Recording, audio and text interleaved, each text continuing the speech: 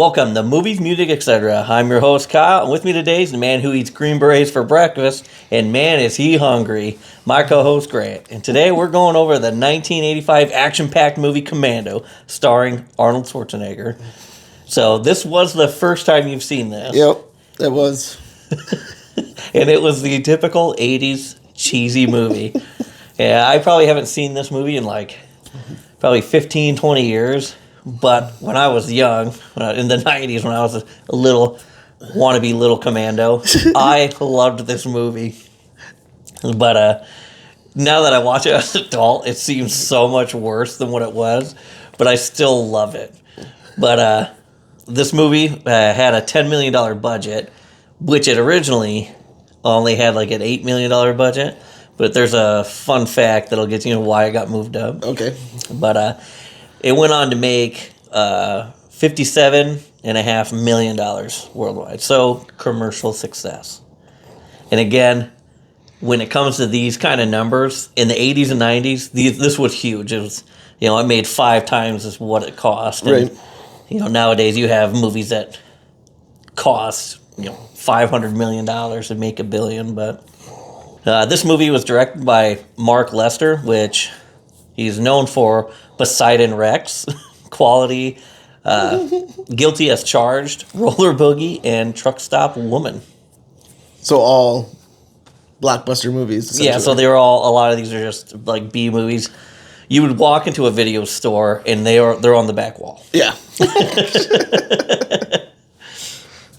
Quick summary of the movie, though. Retired Special Forces soldier John Matrix lives with his daughter Jenny in isolation, but his privacy is disturbed by former commander Franklin Kirby, no relation to the vacuum guy, who warns him that his fellow soldiers are getting killed one by one. After Kirby leaves, Jenny is kidnapped by former Latin American dictator Arias,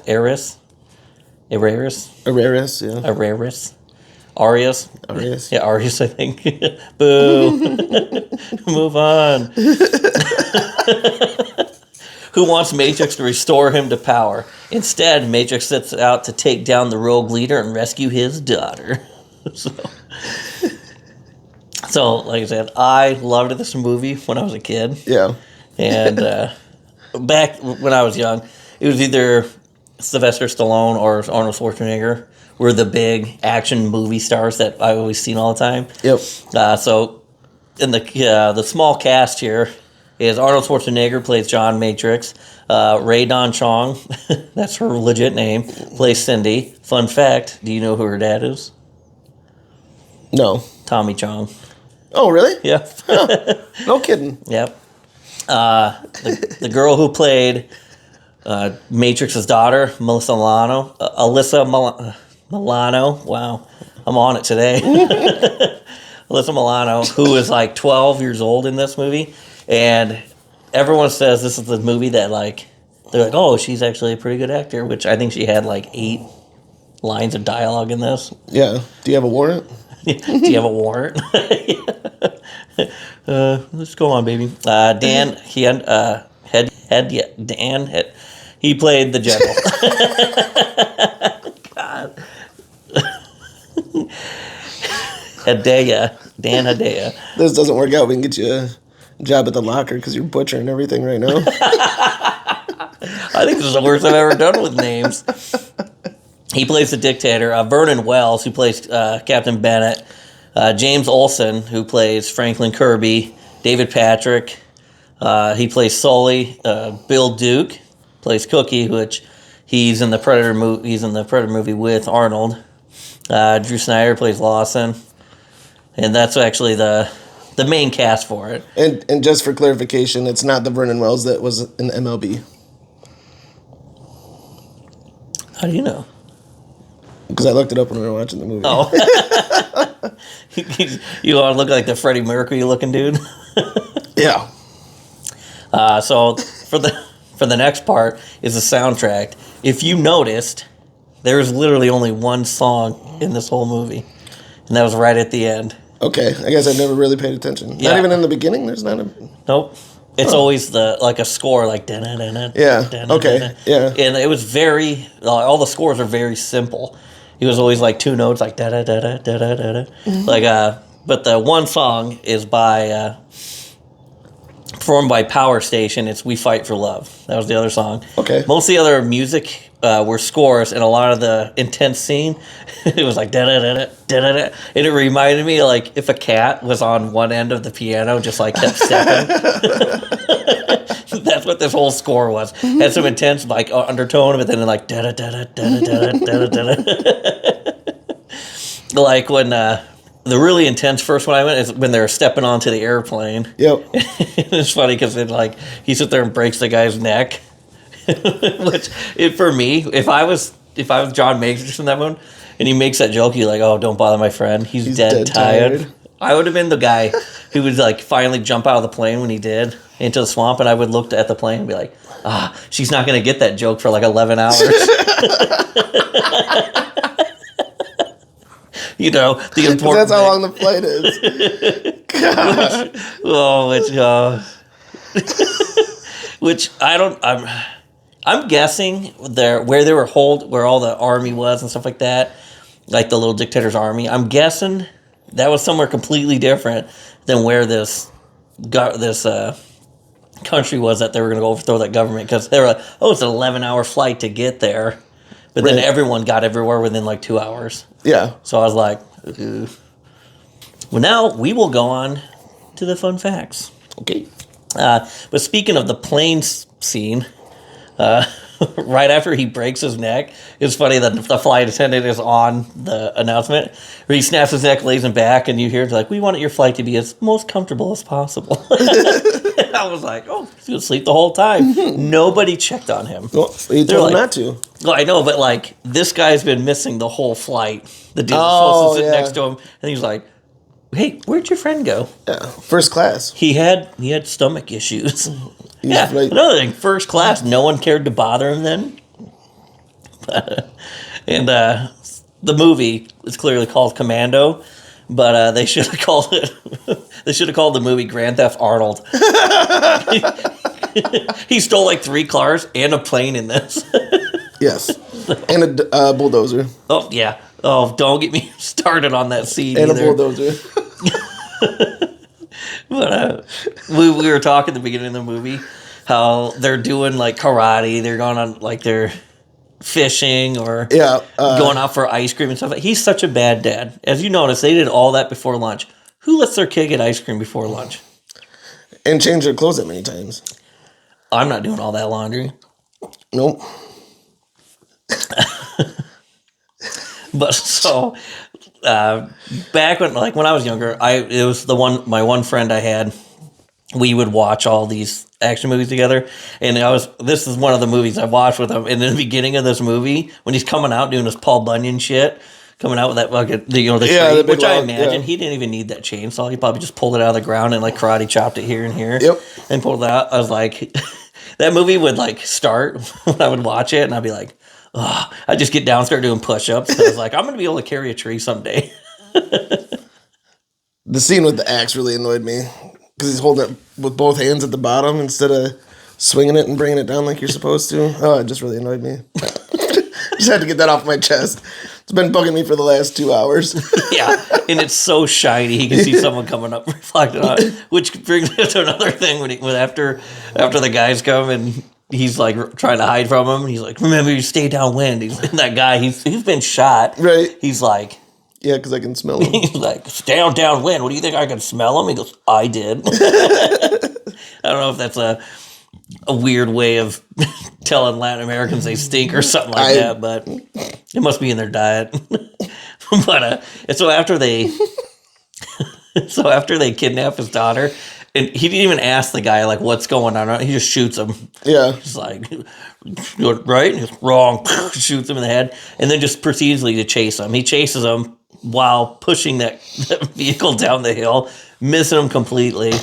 And I imagine, on a $10 million budget, and they can't just keep having a stunt double just driving that reckless vehicle down a hill. You could tell there was a bunch of like re-edited or reused footage. Yep. But the thing it was, when they got to the bottom, for one, it blew up. That car started to start on fire just automatically. and just blew up. Right. Even though all the wires were yanked out of it, so like It wasn't even on. yeah, nothing's running.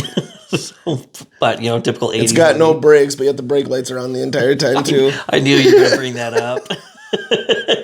But the thing was, after he crashed, he gets down, he starts fighting him, and they have to apprehend him first because again, nobody said anything about what they were taking his daughter for or anything like that. Right. Just so like, why did they try running in the first place? Like. Yeah, I guess I mean, typical 80s action movie, though. We just like, oh, we have to have something so weird happen that we have to just throw in an action scene for it. But so, and then the country that they were supposed to go help overflow. Wow. Maybe we should do this a different day. The country they're going to take over is Val Verde, which if you've heard that before, the writer Steve De Souza created the fictional country of Val Verde, which also is referenced in Die Hard 2. Oh, okay. And he's one of the writers along with Steve Silver. They both wrote both these movies. Okay.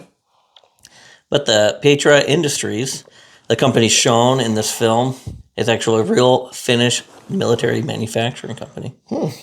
Yeah.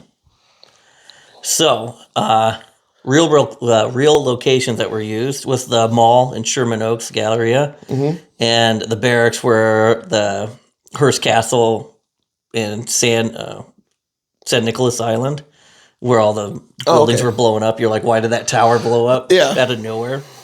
Just the top of the guard tower just exploded. Yep. But I always thought that mall scene was so much fun because I got some reasons behind it. Okay. For one, when he tears that banner so easily with his hands to do his Tarzan swing, like he tore it that easy, and then his big ass is swinging from there. Awesome. I was gonna say when he's in the plane and he's about ready to climb down through the landing gear, you notice when he tears the hole, it's perfect for his head to go through it and his shoulders. Yeah. So like it has its like the pre tearaway part, and he just goes above it, tears it out so his head and shoulders can go through. I just thought that was funny. But another thing that this mall has the most confident mall cops. He's up there. They're up there chatting him up. Mm-hmm. He's like, "You want to see me go kick some ass?"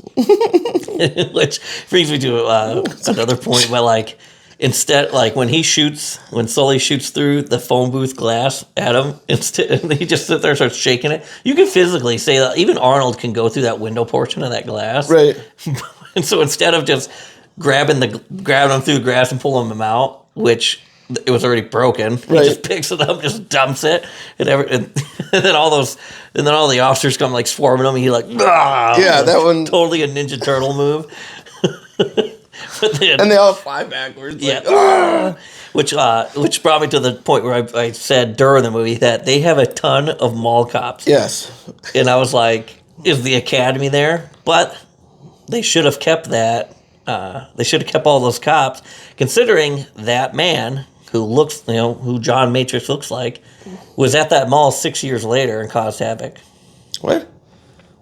That is the same mall that Arnold Schwarzenegger is chasing the T-1000 through. No kidding? Yep. Oh, man. The exact same mall. Okay. And, again, like, they had all these cops to take down this guy they don't even know. Right. But they had this incident, and then 6 years later, they only have, like, 4 mall cops. So... Well, they're probably all traumatized from the beatdown they got. Yeah, they're like, we just can't get people hired, They're like, some crazy guy beat the hell out of like 70 of us. And then they're like... By the way, this, not to like rain on the parade of Commando, but this would have never happened the way that it did if the girl would have just listened to him and done what he asked her to do. Oh, absolutely. And then she's so on board with it. Yeah. Like 30 seconds after diming him out to the cops. Yeah. Hey, there's a weird guy over there. I think he's crazy, blah, blah, blah, blah, blah. And then the one mall cop goes to shoot him and she knocks him down the stairs. Like, oh, never mind. And by all means, like, in her defense, when that cop went and looked at him, he looked suspicious as hell, too. Oh, yeah. Well, he's like trying to hide behind that pole. But that's very funny. Yep, so that same mall is the mall from Terminator 2. Huh. I have seen that one. Oh, surprise. But as you know, this movie came out in 1985. Mm-hmm. That's the same year as Rambo Part 2. First Blood Part 2. Okay. So director Mark Lester went over budget by $2 million to try to top Rambo. It was first Part 2, making the final scene bigger, but it costed way more. When they're flying in the 3 helicopters. Yeah, and like I said, like there's when all the budget. They had the 3 helicopters and then the amphibious planes like that looked cool. It's like just coming in.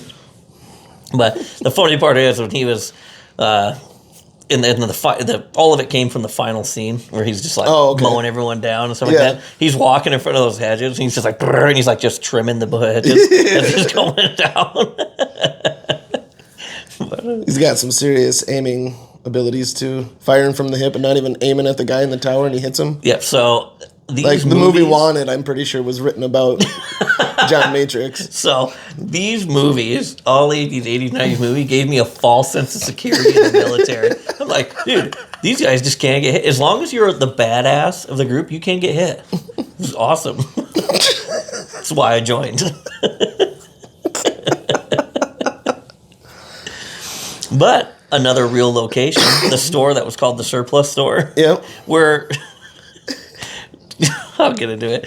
The filming location, it was specifically at 11797 Sheldon Street in Sun Valley, California. Okay. It's a legitimate thing. Oh, okay. It's a legitimate store, which, as I pointed out, that store, even in like when it's closed, and then that hotel, they have all the neon. It's very 80s looking. Yep. But the movie edition was the secret room used for storing all the heavy machines, like the machine guns and the rocket launcher and grenades. That was just another building that was built in the driveway of the actual building. But I was like, he went right. He knew exactly where he was just like, well, there's definitely a hidden compartment in this place. But so why'd he get the flippers when he was in there? He never uses them. I know. That's what I was saying. I was like, after they went there, he's like, oh, this is the most secluded area to the land of plane. Yeah. And then he has to like row 8 miles into shore. Like he didn't need those flippers. I think he was just like, oh, I'm shopping. Oh, maybe I'll need them one day. But actually, the most realistic part of this movie is when he crashed the bulldozer into the building. Yeah. And got caught. Yeah, because he drove like halfway into it. It was just like the loudest part of this movie. And then they're like, "Freeze, asshole!" He's like, the look on his face, like, "Oh, how'd you know I was here?" But fun fact about the final scene and stuff like that. Arnie has a kill count in this movie of 81, and 74 of them was in the final act. Oh, man. Which makes this one of the highest kill counts of the 80s. Rambo Part 2, which came out in May of that year, only had 70 to 75. Oh. So, worth it. Such a cheesy movie. I know. I could just see you just like, oh my God, is this thing almost over? The one-liners were pretty good, though. I really did enjoy a lot of those. Especially when they crash into the pole in their red car. And you okay? Nothing happens except for the car is impaled by that pole. I do have a fun fact about that scene, too. Okay. But speaking of Arnold just being cool with things, Arnold did most of his own stunts. He had to do many of his own stunts, and he even got a dislocated shoulder out of it. Arnold Schwarzenegger performed many of his own stunts as producers found it difficult to find a stunt double the size of this former bodybuilder. The actor suffered a dislocated shoulder and several stitches during this shoot, which was funny because Arnold Schwarzenegger ended up cutting his forehead. Like in the final scene, you see the cut on his forehead. That was a legit real cut. That happens after he crashes the truck in the beginning because he's bleeding when he gets hit by the tranquilizer. Oh, I wish it was real, John. Which I don't know why that guy's so fucking mad. He got kicked out the team because clearly you're a psycho. But one of the deleted scenes from this movie was a romantic scene between Matrix and Cindy, where they actually filmed it, but they ended up cutting it because it was like their love connection was very unconvincing. But instead, when he fights Cook in that hotel, and he throws him through into that room. Oh, yeah. Did you notice what they were doing? Yeah. They were making a porno. Oh, There was a camera set up and everything. I didn't realize. I just thought they were going at it. Yeah, well, yeah, but I'm guessing that's what you do in pornos. Yeah. I don't Unless they know. had a camera set up for whatever. I want to know. I need to find that porno. Did they leave that part in there? They're like, just like, oh, hey, shit. But,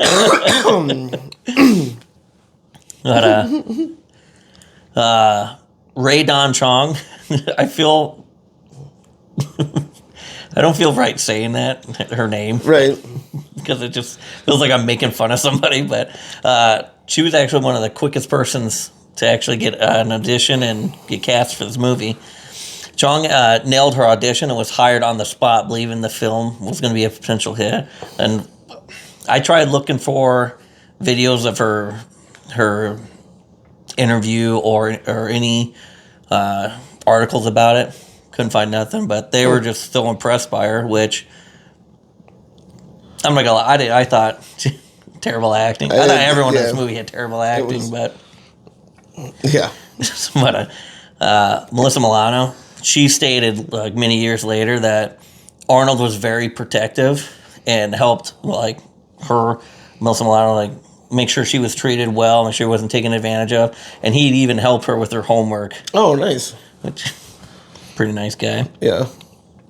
But Vernon Wells, the man who played Bennett, he described himself as Freddie Mercury on steroids.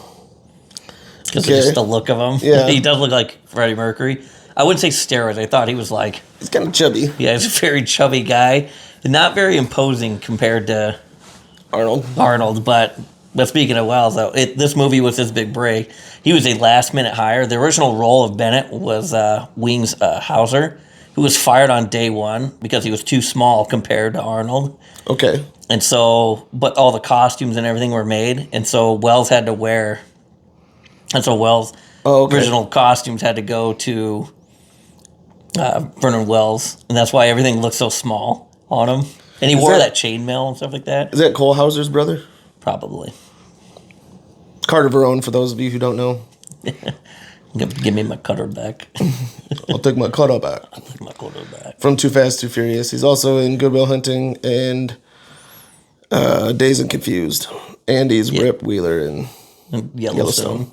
For those of you who don't know. I don't know if they're related or not. But one's Cuban, one's not. I don't know. I'll take my cutter back. That was another thing. Like his clothes looked really tough. They could at least gave him a bigger shirt. I can't imagine that would have just killed the budget. Yep. But the chainmail thing he was wearing, that was obviously way too small, and he wore it everywhere. Like even when he went to drop them off at the airport, I'm like, you look suspicious as hell. Why are you walking around in chainmail? Which is not tactically advantage of in any situation. Also, where did they find the jacket for Arnold when they dropped him off at the airport? That's one thing I noticed right away is they put a nice blazer on him.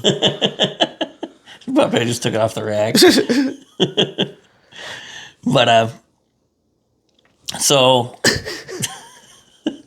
sorry, this movie's just kind of so cheesy. This movie was 100% way better 20 years ago.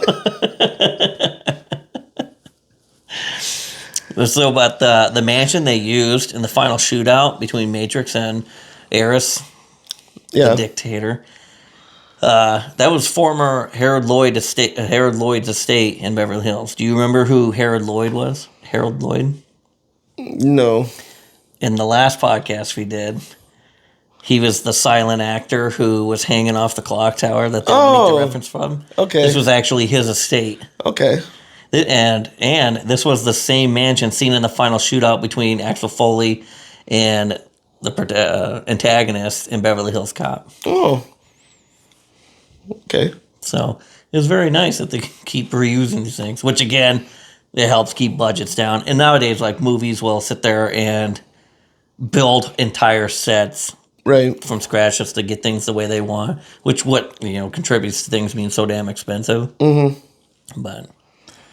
But But early script ideas for this the script was originally written for Gene Simmons. Like the sweating to the oldies guy? Oh no, Gene Simmons. That's That's Richard Simmons. yeah. No, From Kiss. The guitarist from Kiss. I was trying to think. I was like, what are you referencing to? It was sweating to old people. It was later rewritten for the less fit Nick Nolte before Arnold ended up taking it over. And fun fact, because of this movie, Arnold and Vernon have remained friends to this day. Oh. That's fun. Mm-hmm. So the dictator who was deposed from the country of Valverde. Valverde was a fictional Latin American country used by Hollywood in the 1980s and early 1990s to depict a Spanish-speaking country similar to Cuba or Nicaragua without encountering diplomatic problems. And it was also references in the film Predator, because that's where they go to fight the Predator, Die Hard 2, and in the made-for-TV movie Deadly Enemies, who was also made by the same director of this movie. This is a country I don't want to go to, clearly. No. So for all the explosions and gunfights, there was 54 stunt performers listed in the credits, which is 17 Holy more cow. people than the actual cast. Oh man. Speaking of bullets and all that gunfire and stuff, he only grabs a handful of bullets when he's at the surplus store. He never grabs any other ammunition, just see him reach in and grab some out of the box. But yeah, so that's another thing that bothers me about these movies is that, and I was guilty of as a kid too. When I equate like firepower to amount of guns, not bullets. Ammunition. So he grabs a handful and he's grabbing like 8 guns. Who those shotgun shells do not go to anyway.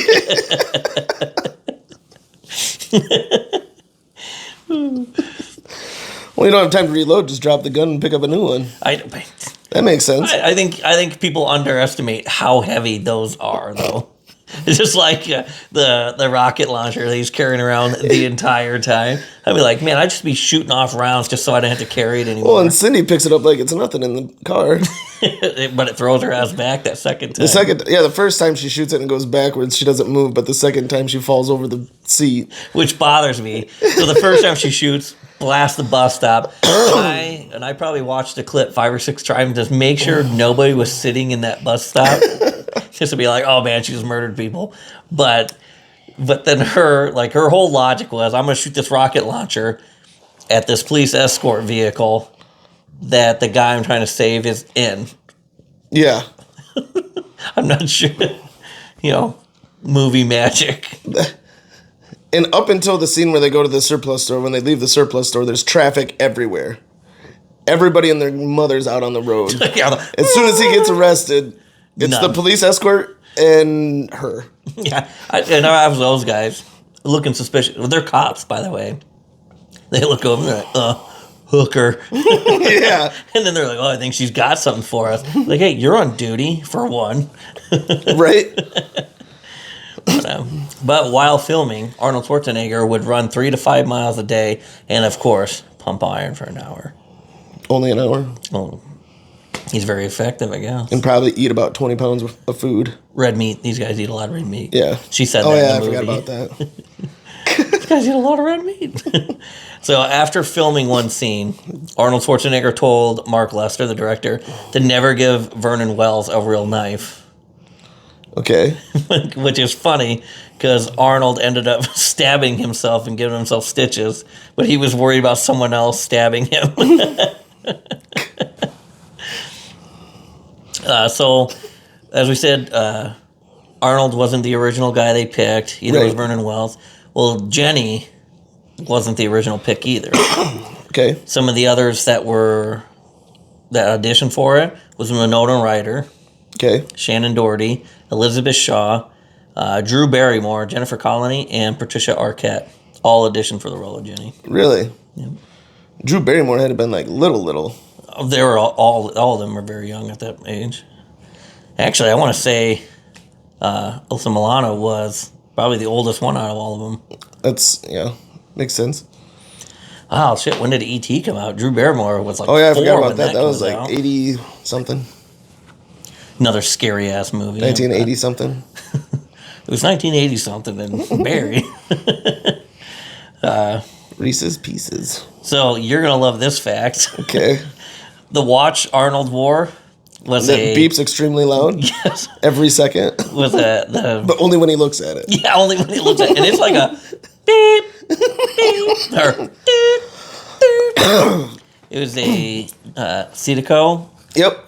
H558 5000, an analog digital model measuring at 45 millimeters, which is about the size of this. Yeah.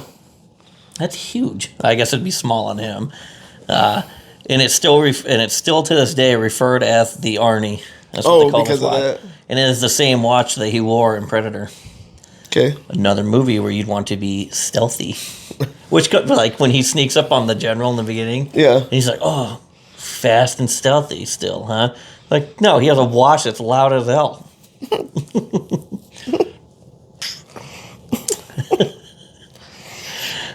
Vernon Wells stated in an interview that he had never heard of Arnold Schwarzenegger prior to the production of this film. Really? I was like, there is no damn way.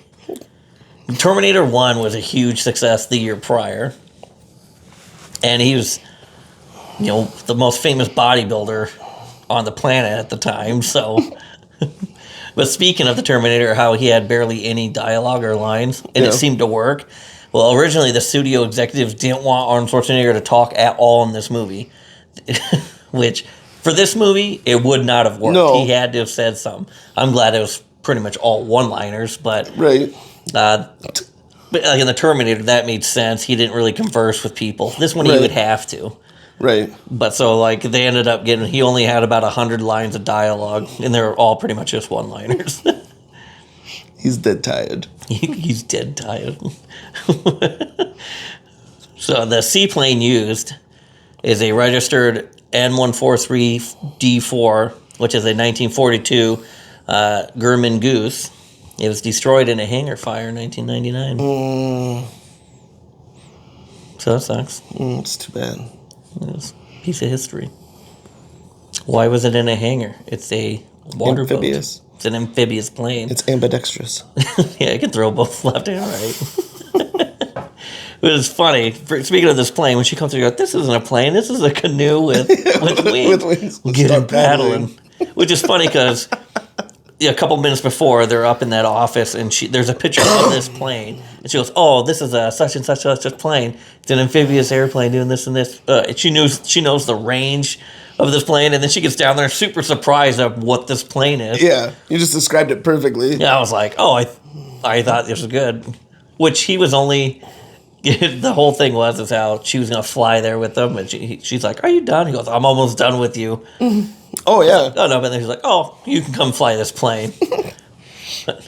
So this film was inspired by DC Comics character Sergeant Rock, which starred Arnold Schwarzenegger, and the producer Joel Silver had long attempted to make this movie. Screenwriter Jeph Loeb attempted to make it into a movie, and then the screenwriter of this movie, Jeph Loeb, had actually written the comics and gave Sergeant Rock's first name, Franklin, to General Kirby.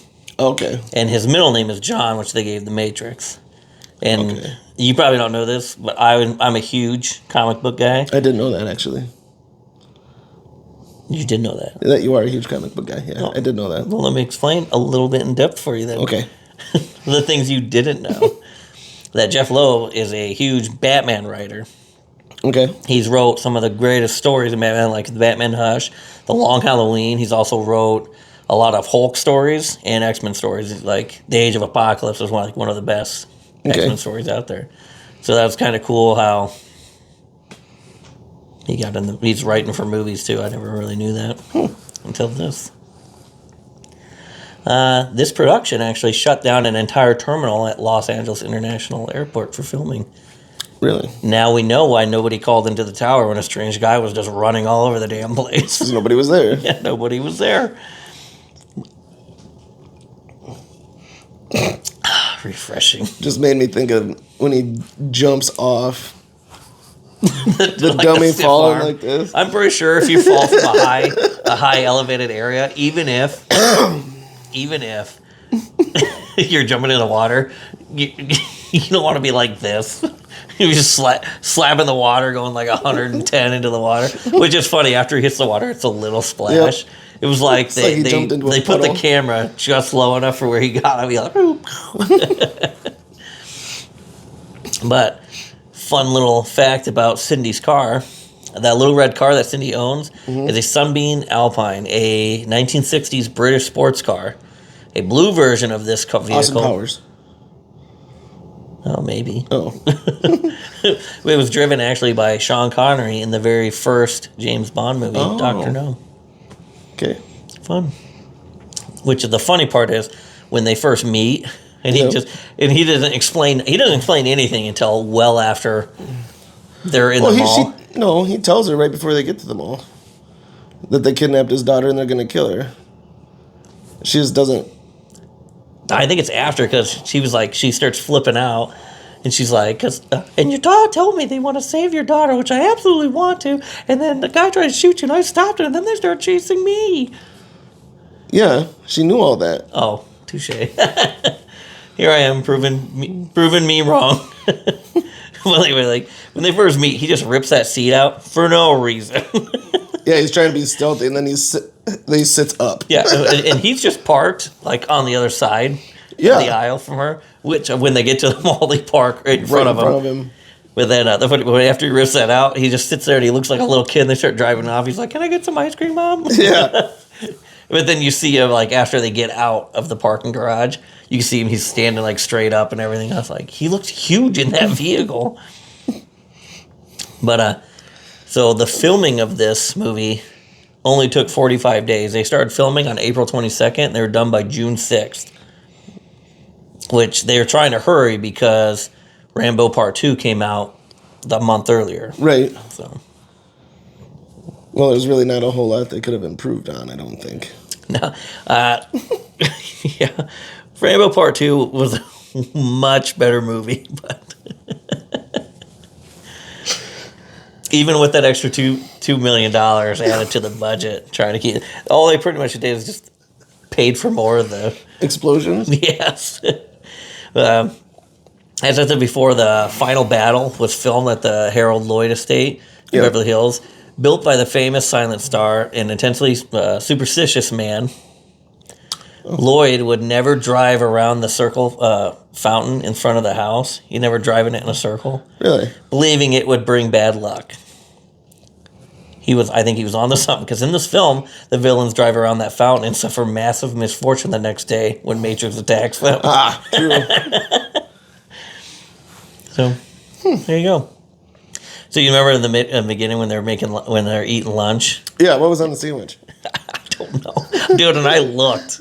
Yeah, because I looked. I was like, why is that even a line in this movie?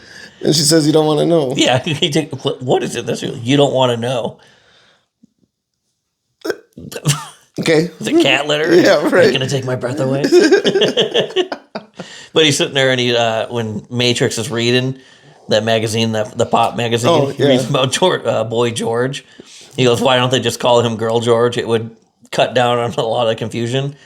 When Arnold took over the Celebrity Apprentice on season 15, Boy George was one of the contestants. He actually made it into one of the finals of that show. So this was like one of the biggest fan theories for a long time, but it's been confirmed that this is not true. That Die Hard was the original intended as to be the sequel to this movie. Oh, really? Yep. And they wanted Die Hard. They wanted Arnold Schwarzenegger in it, but he declined to reprise his role as John Matrix or John in Die Hard in favor to do a different movie. Can you guess what movie that is? Kindergarten Cop. No, that would have been awesome. Twins. Yes. Yep, good job. Can you imagine? You go from you turn down to being a twin to Danny DeVito. You play that instead of being a John McClane. But like we said, this movie was so full of one-liners, like, don't disturb my friend, he's dead tired. Yeah. I want to know what the students thought, because like when they got off the plane, everyone's like, "Oh, hey," waving to their families and everything, all happy, joy. Like they just found a dead man on that plane. Nobody seemed fazed by it. No, not even the people carrying him off in the stretcher. Yeah. So they like all the people they were on there already, grabbing the body on the stretcher because they were coming down after everyone's off. So I would be like, "Oh, what's going on?" Another funny one-liner was, "We'll take Cook's car. He won't be needing it." Yeah. Or, "You're a funny guy, Sully. I like you. That's why I'll kill you last." And then he drops him. Yeah. Which I'm surprised, being an 80s movie, that he didn't spontaneously blow up when he hit the bottom of the ravine. That's true. I didn't think of that. But when she's like, "What'd you do with Sully?" Dropped him off. "I let him go." Which, and there's like some dumb ones like, "What does it feel like to be a dying man, John? You're a dead man, John." He's like, "Bullshit." I was like, oh man, some of these writers, I tell you. But probably the best end scene when he throws that pipe through him. Yeah. Let off some steam, Bennett. Where are we going now? Shopping. Shopping. Can you tell me what this is all about? No. So he played Terminator a year prior. Yeah. He's literally still in that. That's that exactly method what I actor got right there. into. No. What's this? He goes, "Some guys you used to know want me dead." Oh yeah. So yeah, a guy I trusted from years ago wants me dead, and he's like, "That's understandable. I've known you for 5 minutes. I want you dead too." Or then, like you said, this is a canoe with wings. Well, get in and start paddling. So cheesy. I need to talk to your dad. Do you have a warrant? Yeah, do you have a warrant? Does he look like a cop? She's like, "Why is there an army helicopter coming?" That flies almost into the kitchen where they're eating. It was so low. Like, I was like, "Pull up!" Or like in the old Street Fighter movie. Yeah. They're watching the TV and the truck's coming at this, and he's like, "Quick, change the channel."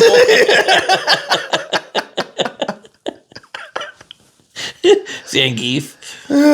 Which is cool. They actually dropped another trailer of they're making a new Street Fighter. Really? Yep. Is Jean-Claude Van Damme going to be Colonel Guile again? Nope. Billy Rhodes. From Maynard? Yes. Yeah, he's taking a break from WWE. Billy Rhodes? Yeah. You mean Cody Rhodes? Is it Cody Rhodes? It is Cody Rhodes, isn't it? I just miss Billy. I don't know. The American Dreams kid, Dusty Rhodes. Goldust brother. Is it his brother? Mm-hmm. He has to be like a way younger brother. Yeah. Okay. He's like way younger. One of the most horrendous things I've seen in WWE. Goldust? Or besides that. Oh. When Cody Rhodes tore his pec. Oh, yeah. And it was just bruised all to hell. Mm-hmm. And he still went out and like performed. I was like, yeah. Oh my God, that's gotta hurt so bad. No kidding. That would be terrible. But that's all the facts I got for this movie. It, like you said, it was super cheesy. I loved it as a kid. It's nowhere near as good as it used to be. I laughed a lot. Yeah, it was. I mean, it's like, oh my God. Or like when well, how are we going to get there? We don't have a car. And they go push the Porsche over. Yeah. Now we do. Oh, one thing I forgot to tell you. The car accident, that really happened. Really? Yep, that was a complete accident. Oh, is that why he was like so genuine? Like, are you okay? I imagine they're after none of them got hurt, no bumps, bruising, or anything like that. So I imagine that's why it looks so weird that he's just like turns, he goes, "Are you okay?" So I imagine like they just like left it there, checked them out, and then sat them back down, and that's why it looks so like so blocky. Yeah, so weird. Yeah, Arnold actually lost control and hit that pole. Huh. My car. So, this isn't my favorite movie. I loved it, and I'll probably watch it again and for a good laugh. But typical 80s action movie. Yeah. So. Not as good as Cobra, though. Oh, yeah. I loved that movie. That was... Yeah. Instead of throwing the grenade, we'll shoot it. Yeah. But thanks for watching. All information came from Google, so if it's wrong, it was the most searched thing, so there's really no way of verifying it besides, double checking other places, which a lot of these things I will double check otherwhere. Like, if it sounds like super crazy, yeah, I'll go look some other place. Just to make sure. Yeah, just to make sure. I mean, like him actually wrecking that car. Right. They're like, well, no, you didn't have a stunt driver, and since it was a convertible, we can't hide nobody in there. True. Yeah. So. Yeah. Thanks for watching. Thanks for being part of it. Yeah, I was. We'll do a movie you pick next time. Okay. Peace. See ya.